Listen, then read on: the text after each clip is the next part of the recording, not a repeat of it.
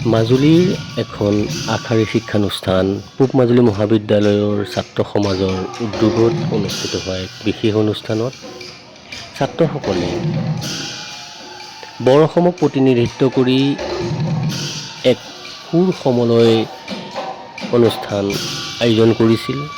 খুব সুন্দৰভাৱে তেওঁলোকে অনুষ্ঠানটোত বৰ অসমৰ প্ৰতিটো জাতি জনগোষ্ঠীক প্ৰতিনিধিত্ব কৰি তেওঁলোকৰ কৃষ্টি সংস্কৃতিক লোকবাদ্যসমূহৰ সহযোগত উপস্থাপনৰ এক চিন্তা আগত ৰাখি সকলোখিনি কৰি গৈছিল।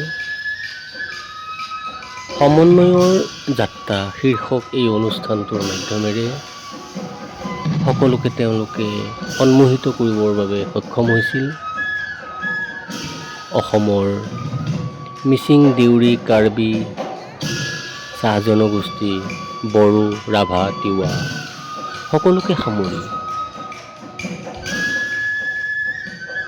তেওঁলোকে অনুষ্ঠানটোত প্ৰদৰ্শনৰ ব্যৱস্থা কৰিছিল। সমন্বয়ৰ যাত্ৰা শীৰ্ষক এই অনুষ্ঠানটোৰ মাধ্যমেৰে উপস্থিত সকলো দৰ্শকক তেওঁলোকে মন্ত্ৰমুগ্ধ কৰি ৰাখিবৰ বাবে সক্ষম হৈছিল।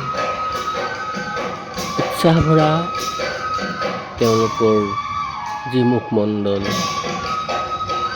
সেই মুখমণ্ডলত সকলোৱে হাঁহি মুখে উপভোগ কৰিছিল। গুৰুজনাৰ যি অমৰ সৃষ্টি সত্ৰীয়া নৃত্য ইয়াত কিছু পৰিমাণে প্ৰদৰ্শন কৰা হৈছিল। শেষত গোটেই অনুষ্ঠানটো বিহু অনুষ্ঠানৰ মাধ্যমেৰে সামৰণি ঘটোৱা হৈছিল।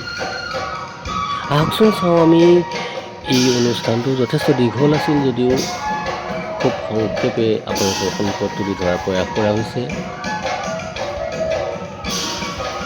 অনুষ্ঠানটো